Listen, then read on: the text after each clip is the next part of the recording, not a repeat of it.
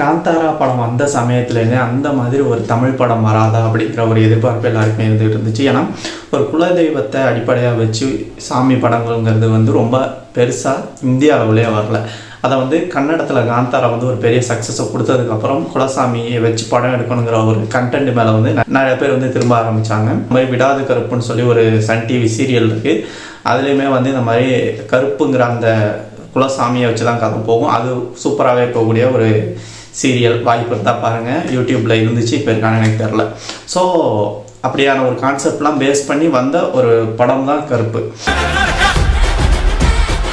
கருப்பு மேலே எல்லாருக்கும் எதிர்பார்ப்பு வர்றதுக்கும் அந்த படம் பெரிய ஹிட் அடிக்கிறதுக்கும் முக்கிய காரணமே கருப்பசாமி நீதி கேட்டு வருது, இந்த மனித சமுதாயத்துக்குள்ளே வருது அப்படிங்கிறது தான் முக்கிய காரணமாக இருந்துச்சு. அடிக்க போகிறேன்.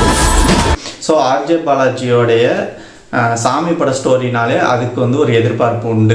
அதாவது அது நல்லா இருக்கும்னு எல்லாருக்குமே ஒரு நம்பிக்கை உண்டு. ஏன்னா ஏற்கனவே மூக்குத்தி அம்மன் ஒரு நல்ல வரவேற்பு கொடுத்த படமாக இருந்துச்சு. ஆனால் அது இந்த படம் பூர்த்தி பண்ணிச்சா அப்படின்னா அங்கே ஒரு கேள்விக்குறி தான் இருக்குது. ஏன்னா எப்போதுமே கருப்பசாமி ஒரு ரகுடா அப்படி தான் வரணுமா, இந்த காந்தாரால் அந்த சாமி வர மாதிரி தான் வரணுமான்னு ஒரு கேள்வி கேட்கலாம். ஏன் கோட் சூட்லாம் போட்டு வைக்கலாம், வரக்கூடாதான்னு வரலாம், அதில் தப்பு இல்லை. ஆனால் அதில் சொதப்பன விஷயங்களை பற்றி அடுத்து நம்ம பார்ப்போம். அதை தாண்டி இந்த கருப்பசாமி அப்படிங்கிறது பாரம்பரியமாகவே மக்களோட ஒரு கனெக்டான ஒரு சாமி அப்படின்னு சொல்லலாம். பெரும்பாலும் ஐயனார், வீரனார், கருப்பசாமி மாதிரியான தெய்வங்கள்லாம் துஷ்ட தெய்வங்கள் அப்படின்னு சொல்லுவாங்க. கற்பூரங்காட்டி கண்ணில் ஒத்திக்கிற சாந்தமான சாமி இல்லை. அவங்க தண்டனை தான் கொடுப்பாங்க, பெருசாக மன்னிக்கலாம் மாட்டாங்க. அது அந்த படத்திலே ஒரு சீனில் நட்டி சொல்கிற மாதிரி இருக்கும். பாவின் தெய்வமாக இருந்தால் கூட மன்னிப்பு கேட்டு பேர்லாம் நீ கருப்பசாமியெல்லாம் கொண்டு வந்திருக்க அப்படின்னு சொல்லிட்டு. ஸோ அந்த படத்தில் நான் மைனஸாக பார்த்த சில விஷயங்களை பற்றி ஒரு டிஸ்கஷன் பண்ணலாம் அப்படின்னு நினைக்கிறேன். படத்தோட கதையாக பேஸாக பார்த்தா ஒரு சூப்பரான கதை. இந்த கதை இதை கேட்குற யாருமே அதை இந்த படத்தை போய் பார்க்கணும், இந்த படத்தை தியேட்டரில் பார்க்கணும்னு நினைக்கிற மாதிரியான ஒரு கதை. சமூகத்தில் நடக்கிற ஒரு தப்பை தட்டி கேட்கறதுக்காக கருப்பசாமிகிட்ட போய் முறையிடுறாங்க. மிளகா அரைச்சி கருப்பசாமிகிட்ட யார் முறையிட்டாலும் அதுக்கு நீதி வழங்குறது கருப்பசாமியோடைய வேலையாக இருக்குது. அப்போ என்னென்னா நீதி ஒழுவாத ஒரு தெய்வமான கருப்பசாமி நிஜ உலகுக்கே தண்டனை கொடுக்குது.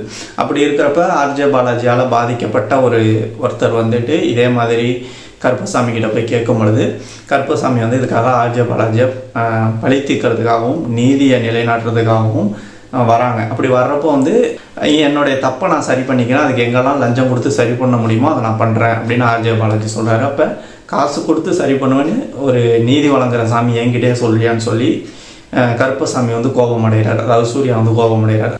அந்த சமயத்தில் ஆர்ஜே பாலாஜி இதுதான் ரியாலிட்டி, நிஜ உலகத்தில் நீ இதெல்லாம் பண்ணாமல் நீதி வாங்கிட முடியாது, அப்படி வாங்கி காமிச்சிட்டு வேணா நீ என்னை கொள்ளு, இந்த இடத்துல நம்ம புரிஞ்சுக்கணும். அப்படி நீதி நீ வாங்கிட்ட அப்படின்னா நீ என்னை கொண்டுக்கலாம் அப்படிங்கிறது தான் ஆர்ஜே பாலாஜி வைக்கிற டாஸ்க். சரி, கருப்பசாமியும் ஒரு வக்கீலாக அந்த கோர்ட்டுக்கு வராரு. 7 கிணறு நீதிமன்றம்ங்கிற அந்த நீதிமன்றமே ஆர்ஜே பாலாஜியோடைய ஆக்குபையில் இருக்குது. இதெல்லாம் படம் பார்த்தவங்களுக்கே தெரிஞ்சிடும்.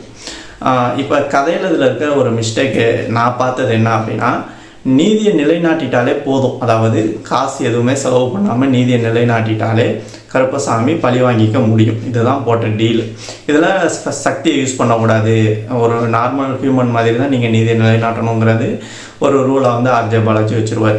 இப்போ அது நிலைநாட்டப்படும் எங்கன்னு பார்த்தா ஒரு கட்டத்தில் அந்த நகையை ஜட்ஜு கொடுக்க சொல்லிடுவார், இவங்களும் கொடுத்துருவாங்க. ஆனால் அந்த சமயத்தில் அந்த பாதிக்கப்பட்டவரோட பெண் இறந்துடும். அதோடைய ஆப்ரேஷனுக்காக தான் அந்த நகையை திரும்ப வாங்கணுன்னே போராடிட்டு இருப்பாங்க. ஆனால் அந்த பெண் இறந்துடும். ஆனால் அந்த பெண் இறந்தது கருப்போடைய தோல்வியை ஏற்றுக்க முடியாது. ஏன்னு சொன்னால் நீதிமன்றத்தில் ஜெயிக்கணுங்கிறது தான் கொடுக்கப்பட்ட டாஸ்க்கு.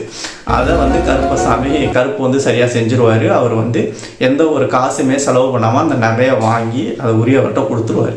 இப்போ இந்த இடத்துல இவர் ஆர்ஜே பாலாஜிக்கான தண்டனையை கொடுத்துருக்கணும் கதைப்படி. ஆனால் அவர் கொடுக்கலை, அவர் தோத்துட்டதான் அதை காட்டப்பட்டிருக்கும். அது ஏங்கிறது எனக்கு புரியலை. ஏன்னா அந்த பெண் செத்ததுங்கிறது நீதிமன்றத்தில் நீதி வாங்குறதுக்கும் சம்மந்தம் இல்லாத ஒரு விஷயம். நீதிமன்றத்தில் அந்த நகையை எந்த ஒரு லஞ்சமுமே கொடுக்காம கருப்பு வாங்கி கொடுக்கணுங்கிறது தான் சொல்லப்பட்ட விஷயம். இது கதையில் ஒரு ஓட்டை.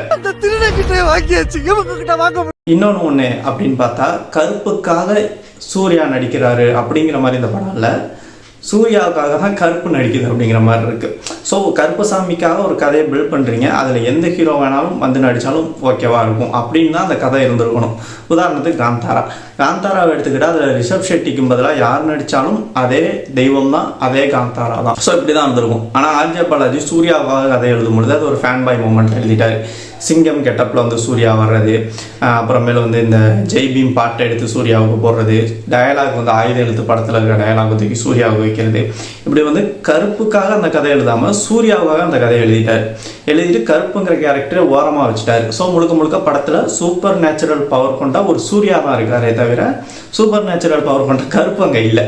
இது வந்து படத்தில் ஒரு பெரிய டிசாஸ்டர் ஆகிடுச்சு. ஏன்னா ஹீரோவுக்காக, ஒரு பெரிய ஹீரோவுக்காக கதையை மாற்றினீங்கன்னா அது கதையாக இருக்காது, அது அந்த கேரக்டராக இருக்காது. இப்போ என்னாச்சுன்னா கருப்புங்கிற கேரக்டரே போய் அது சூர்யாங்கிற கேரக்டராக மாறிடுச்சு. இன்னொன்று வந்து அது செகண்ட் ஹாஃபில் நடக்கும். என்னென்னா கருப்போட எல்லோக்குள்ளே யாரும் எந்த தப்பும் செய்ய முடியாது, செய்ய நினச்சாலும் அவங்களால செய்ய முடியாது அப்படிங்கிற மாதிரி ஒரு சுச்சுவேஷன் உருவாயிடும். இந்த நேரத்தில் சூர்யாவை வந்து மன்சூர் அலிகானோட ஒரு டீம் வந்து துரத்திக்கிட்டு வரும். அப்படி துரத்திக்கிட்டு வர்றப்ப கருப்போட எல்லைக்குள்ளே வந்ததும் அவங்க உடனே துரத்தக்கூடாது, ஏன்னா அந்த எல்லைக்குள்ளே யாராலையும் எந்த தப்பும் செய்ய முடியாது. ஆனால் அப்போயும் அவங்க துரத்திக்கிட்டு வந்துக்கிட்டு இருப்பாங்க.